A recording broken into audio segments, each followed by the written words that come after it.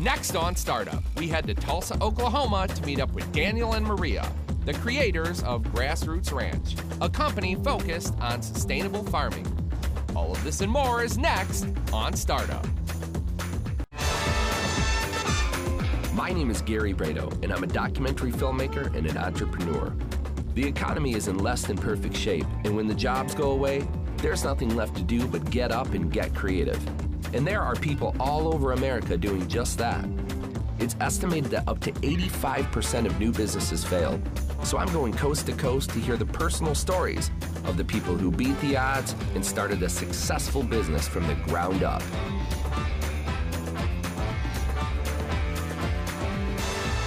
This is Startup.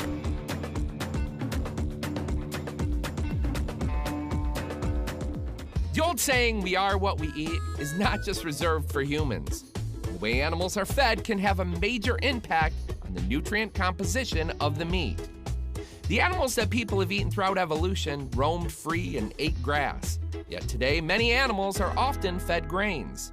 Today, I'm heading to Tulsa, Oklahoma to meet with Daniel and Maria, the creators of Grassroots Ranch, who in their own words are here to make food real again by raising animals in a low-stress environment and practicing sustainable farming methods.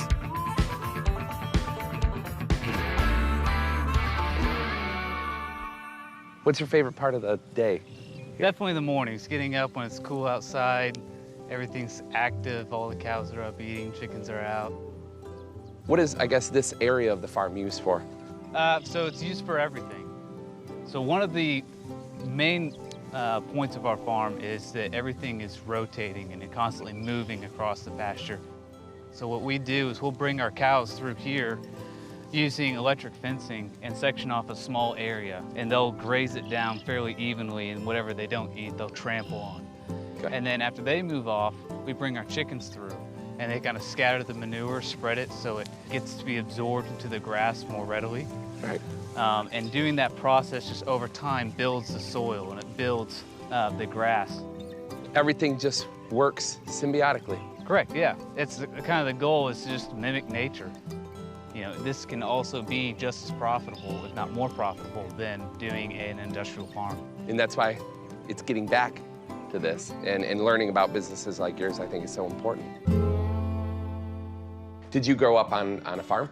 No, I didn't actually. I grew up in town. Getting into this was a completely new experience from the beginning. I was actually looking at doing a nursing degree, started working at the hospital, and found that it was just incredibly stressful, and it wasn't really an environment that really was satisfying to do every day. Were you in clinicals?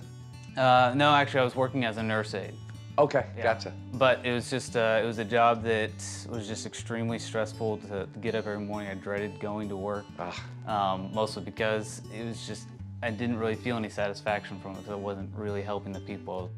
Because what I was seeing every day were people who had chronic illnesses that always came back to their diet and what they were eating. And it wasn't really what I had thought, and I was going to go in and really be serving people and helping people get better. It was just kind of masking the symptoms. And then at the same time that was going on, I was starting to kind of get interested in just agriculture in general. So I bought 10 head of sheep, found a place to put them, basically just kept them alive for a year, and realized that that's what I enjoyed doing. I woke up realizing I would much rather be out taking care of livestock than in a sterile, light-lit building, just kind of handing out pills.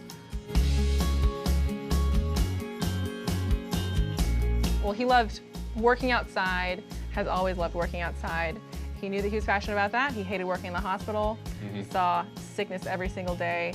I'm doing what I'm passionate about. I'm doing sign language interpretation. That's something that I love every day, and I don't want you to be doing anything that you hate every day. What is Grassroots Ranch? So Grassroots Ranch is a diversified ranch that is focused on raising livestock in a sustainable and holistic manner to provide healthy meats for the Tulsa community. Where do you start? Do you get books, read, research, internet? A little bit of everything. We started with kind of seeing if there was a farm nearby that we could go out and check out, get information from them. A lot of time on Google and watching YouTube videos and stuff like that. And the kind of big turning point for me was a book by Joel Salatin called You Can Farm, and basically just kind of lays out how to start and manage a successful farm and where And monetize. how to avoid the common mistakes that people get into in starting a farm. I was able to lease some property and basically just trial and error from there with with chickens, with pork, with beef, everything, and slowly built up.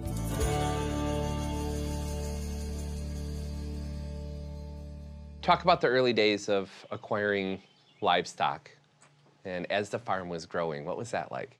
It was just really exciting. So whenever we got to this property, it had been bought off foreclosure. Okay. And so the people obviously weren't keeping up with their mortgage, so they weren't keeping up with the property. It was originally a 180-acre segment. They had kept some horses on it, but the pastures were just full of weeds. I mean, the ragweed was 6 feet tall. Just unkept completely. Just unkept. It was insane. And so starting out with chickens and moving to cattle and then pigs and then meat chickens, figuring out one thing at a time. You know, this is how people do chickens normally. How can we automate it and make it more streamlined so that it's efficient? How can we make sure that they're foraging the best that they can so they can get the highest quality eggs, that people can tell the difference, you know, whenever they crack it on the pan. They know that that's not a store-bought egg, you know. It's just exciting to troubleshoot that process and to see my husband kind of go through that. And yeah, who's not excited about good food, right? You get to actually taste the fruits of your labor and offer that to someone else. And make a living. And make a living, yeah. If I go to the grocery store and I grab something that says non-GMO, cage-free, organic, is that really what I'm getting, truly just like this? No.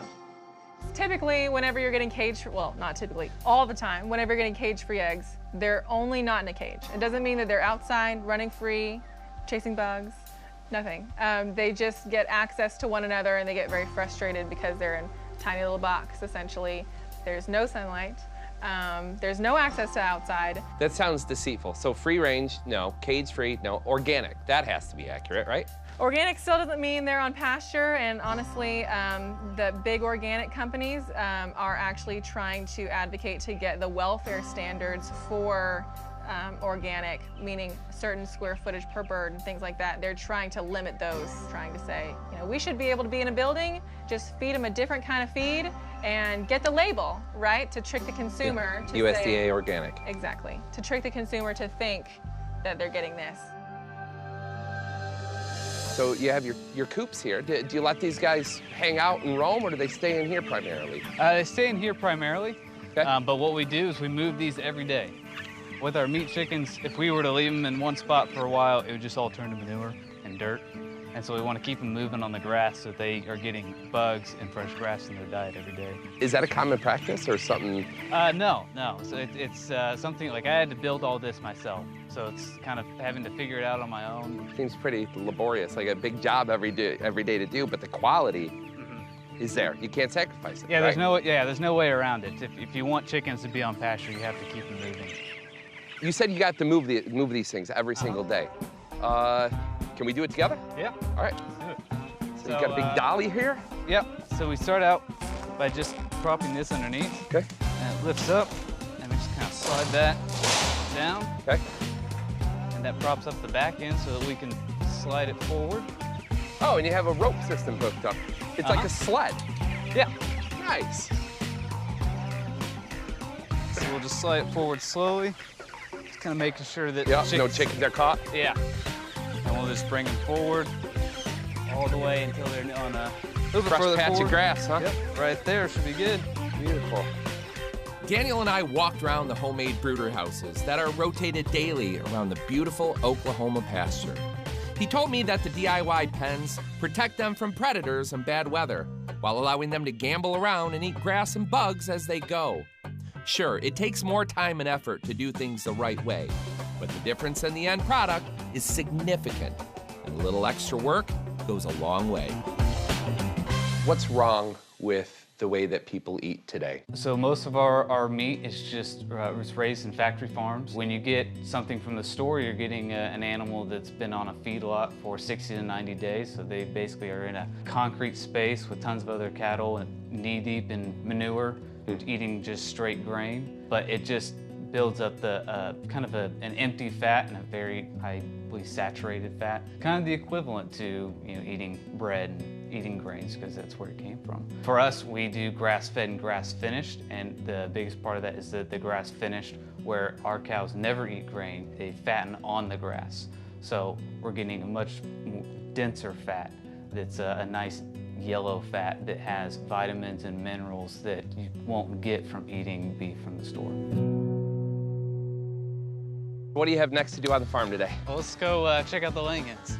What is it, the laying hens? Yeah, there are chickens that produce eggs.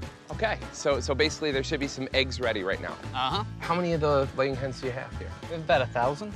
How many eggs will each hen yield? Like, is it per week, per month? They lay an egg almost every other day. So we get about 60 dozen a day. Yeah, and they look a lot and taste a lot different than your normal turn and burn corporate factory eggs. Yeah, so the yolks are much more firm and also a deeper orange color because of the grass.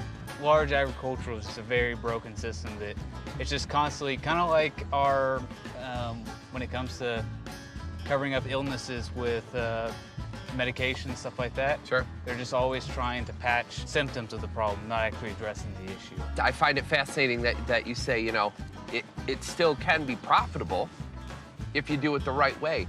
So what is the big problem? Why aren't large companies taking it to that next level and doing something good as well as something well? Well, I would say their biggest issue is that it's very labor intensive. And they're always looking at efficiency and how to get things streamlined. And really, I mean, there's no way that you're going to streamline chickens on pasture. It's going to be much more labor intensive than having them in a big house. But the offset to that is for the farmer selling it directly to the customer. Yeah. Instead of having your eggs go through 3 or 4 different hands before it actually gets to somebody's plate. Let's do what you would normally do on a day-to-day basis, go around and gather up some eggs. Okay, all right, let's do it.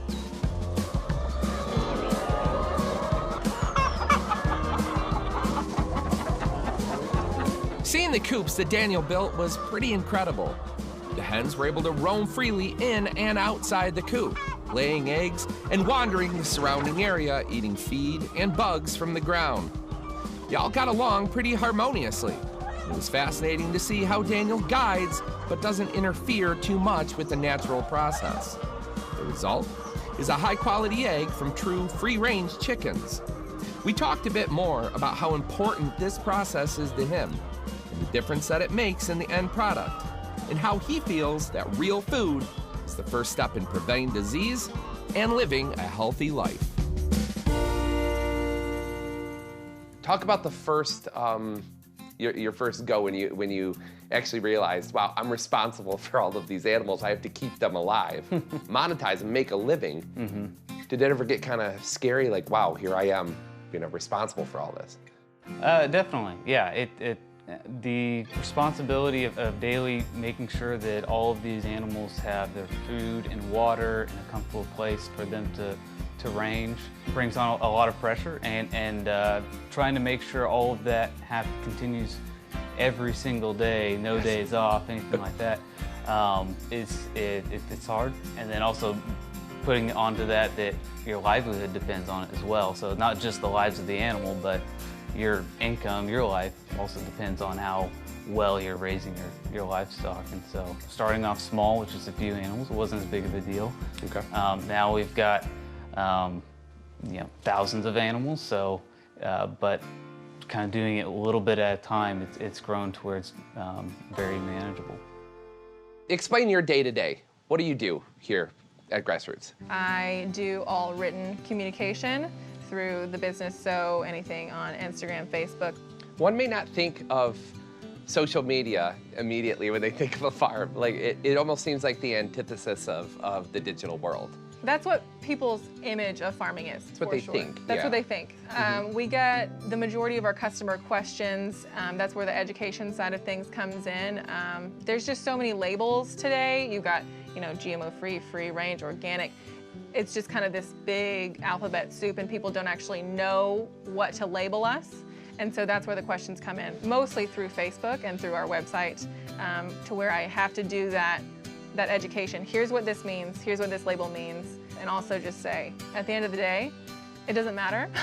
Right. All of the labels don't matter if you still can't see the face of your farmer. Sure. If you still don't know exactly how that was raised. And so taking that one-on-one opportunity, even though it's not face-to-face all the time, that one-on-one opportunity to educate our customers and saying, you know, you need to actually see how your animal's raised. Yeah. That's that grassroots movement, essentially, that we want to be a part of, to be face-to-face at a farmer's market or over the internet. Or here. Walk me through the process of getting set up with a digital footprint.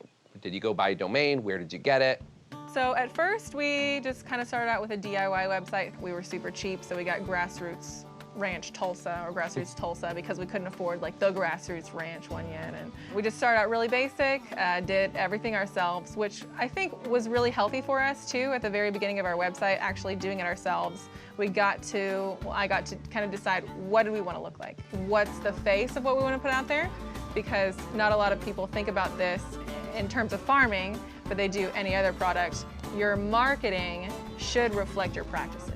Right, and people so, just think antiquated a lot of times. They do. And so we want to show, you know, we've got a classic way of doing things, but we are doing it an updated way.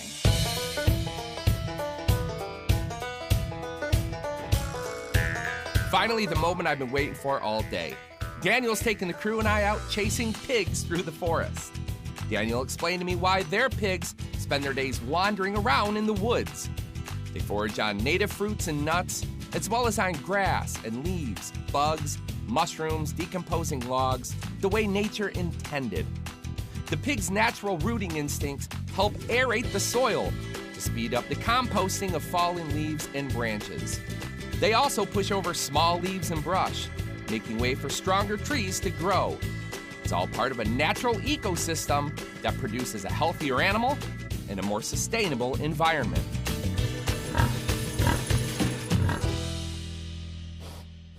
There's been a level of consciousness, I feel like, in the past 5 to 7 years. People actually starting to care about where their food comes from. Do you think the timing of this business is right? Would it have been too early 10 years ago? Well, people are continually getting more and more conscious about their food. What we also find is a huge part of it is our customers use this food almost to medicate themselves, and they people who have digestive issues and stuff like that are able to eat clean food and no longer have to take their medication. And so, I mean, that's something that isn't going to change with time. That's always going to be around. What's the biggest mistake that you feel you've made since starting the business? I don't know. There's been a lot of them. So one big mistake or a big learning opportunity for us, I guess, was when mixing our laying hen flocks. We, every couple of years we transition to a new batch of birds that are able to lay eggs a little better. And so mixing those two, you've got young birds that are coming in and older ones, and so there's going to be fights and stuff around getting food and water. And through that, we had a lot of losses, and our eggs stopped, or our chickens stopped laying for a little while, and that really set us back. So we had to learn from that and move on. Lesson learned to acclimate them to each other a little bit more. Yeah, Introductions through a glass wall. We actually had to separate them into using poultry netting. So that there was a net in between them so they could get used to each other for a couple of weeks and then gradually let them mix.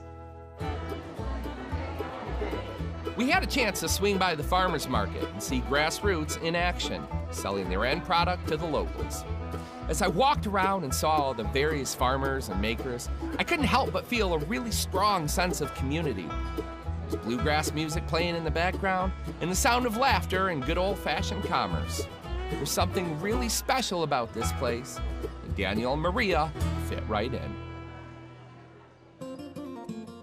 What advice do you have for other folks your age that are watching this? You know, early to mid-20s, sort of confused about what they want to do in life. Speaking directly to them, what would you say? Throw the rule book out of the window. You don't have to graduate from high school and immediately go to an expensive four-year college.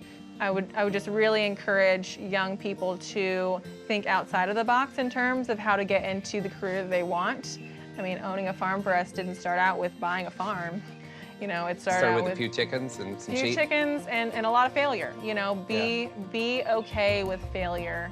A lot of people in the millennial generation are snowflakes, right? Like they get a bad rap. Yeah, we do. We hate failing. We want participation trophies, but if you are okay with failing, right? If you get through that, millennials are also really tenacious, and if you have that tenacity and the willingness to fail and getting through that, the recipe for change. Yeah, recipe for change, for sure. What do you absolutely love most about what you do? I think I love the people that we meet. We really love our customer base. We love people who are hungry, not just for quality food, but just for knowledge. Hungry for knowing the truth about the state of food as it is today, and they want to change it. People who want to gather around something that matters on their dinner tables, who really see it as an investment, and we want to invest with them, and we love that. My day started with rescuing a painted turtle out of the road, and it ended with chasing pigs through the forest. I have to say, this was a pretty amazing way to spend my first day in Oklahoma. This place is absolutely beautiful. The wide open pastures, the fresh smell in the air, and the feeling that Daniel and Maria are doing something meaningful with their lives. Meeting them was inspiring for so many different reasons. And in this environment, you can't help but reflect on your own decisions regarding health and wellness, the things that we eat, and the lifestyle that we choose to lead. These two seem to have it figured out. Simple and real. And just like they chose this path, every moment is another opportunity for us to choose. For more information, visit our website and search episodes for Grassroots Ranch.